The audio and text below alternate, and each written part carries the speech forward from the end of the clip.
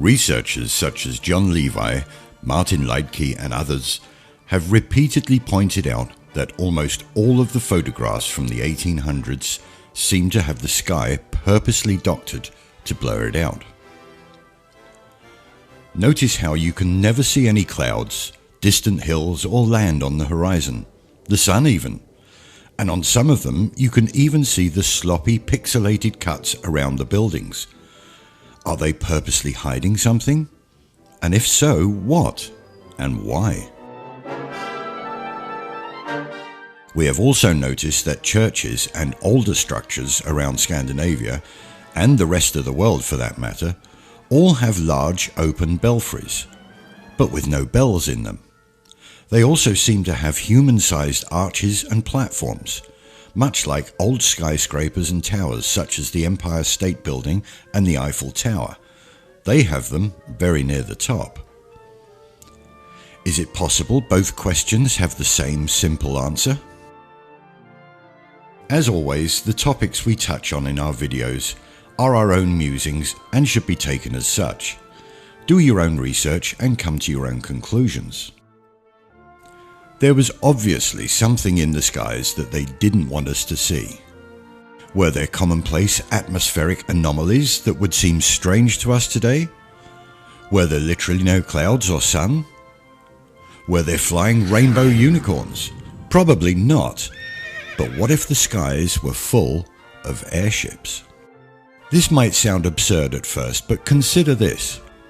All of the old world maps made by the early to late 1500 cartographers are in perfect proportions with modern maps that are allegedly done by aerial photography and satellite imagery.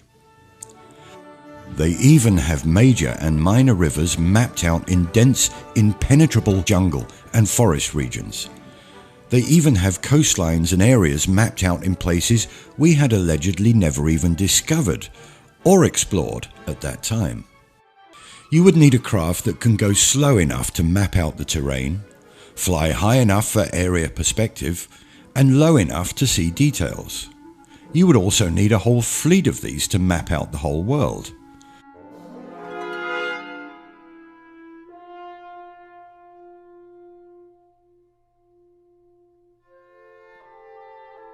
But where would you keep or moor them in the 1500s? One possible answer lies in the larger antique buildings and churches here in Copenhagen, and actually in other cities on every continent around the world.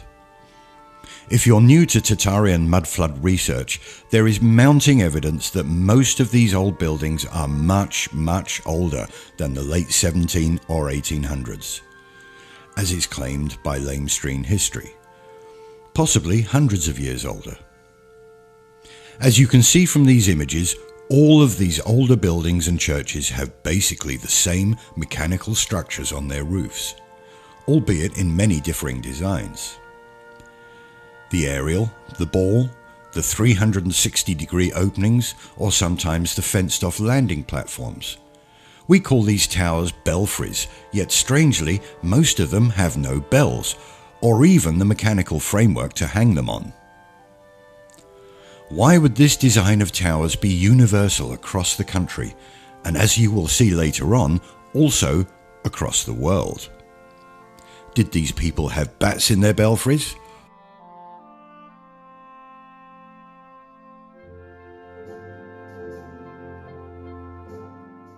Or did they have blimps on their belfries? The largest and most important buildings in these cities seem to have the most mooring points on them, for various size airships, and would be obvious recognizable landmarks for inbound pilots. We can imagine several different scenarios. Larger airships with many passengers and large cargo would unload on the ground, and then pilots and crew would moor the ship on the tower and disembark via a gangplank into the human-sized openings in these towers. Another scenario would be the bus stop analogy, where certain passengers would disembark down a gangplank through the tower and the airship could move on quickly to the next destination. If we look at these towers, there is always a large antenna with a ball, perfect for mooring and keeping the ship tethered, As no one can predict the direction of the wind, it would make sense to have multiple openings 360 degrees around the tower, as they all do. Most of these towers have a smaller top belfry with windows too small to walk through, but perfect for a landing technician for sighting and mooring. If this theory is correct, then we can also see that it wasn't just the largest and most important buildings that had this technology, but private residences also had mooring points for smaller airships on their roofs. There is a theory that these buildings doubled as atmospheric energy harvesters, and for all we know, they were also recharging these airships while moored, and that this free energy technology may be part of the reason they could be hiding the existence of these once commonplace airships.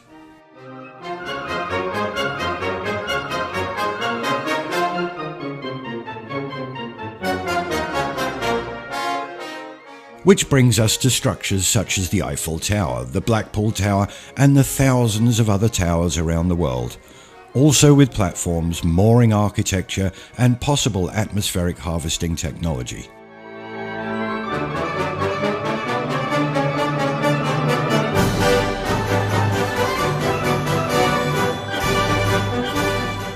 Could this be what they were really built for?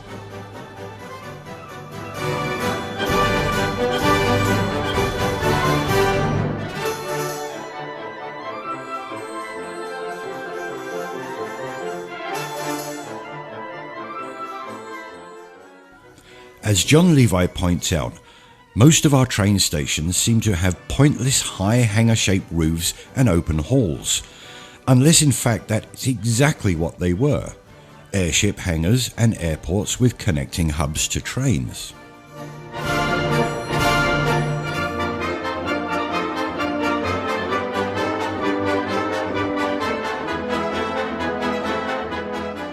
If you Google Tesla today, you will get Elon Musk and his energy and resource guzzling electric cars, and very little on the electrical genius who was Nikola Tesla, as if he is being deliberately deleted from history. Airships used to be called Zephyrs, and just like today, the Rockefeller, Ford, Vanderbilt, oil, steel and railroad barons started naming cars and trains Zephyr, just as petroleum-based ground travel started replacing air travel.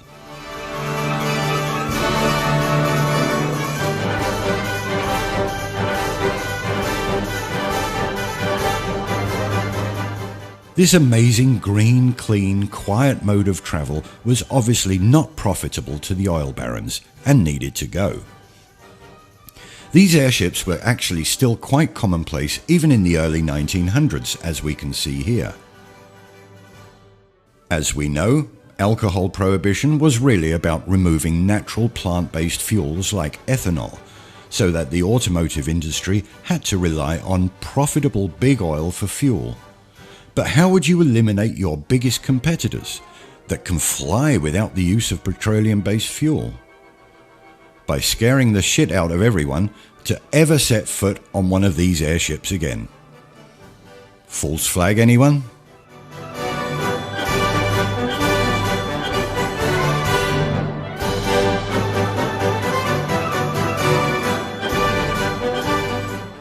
That crash single-handedly ended the passenger airship industry. How convenient. Getting back to the 1800s and the blanked-out sky photographs, there is a very curious anomaly when we watch the alleged footage of the Wright brothers' first flight in 1903. You would think that if you were watching the first ever manned aeroplane flight, still thought to be impossible at the time and the greatest achievement in history, you would be watching intently with a look of wonderment on your face, not wanting to miss a single second. But like the Zapruder film also shows people looking uninterested in any direction but the most popular president in history's motorcade, the Wright brothers spectators seem to be equally disinterested and unenamored. Hey Bob, let's go grab some lunch while these guys try to get that wooden contraption off the ground.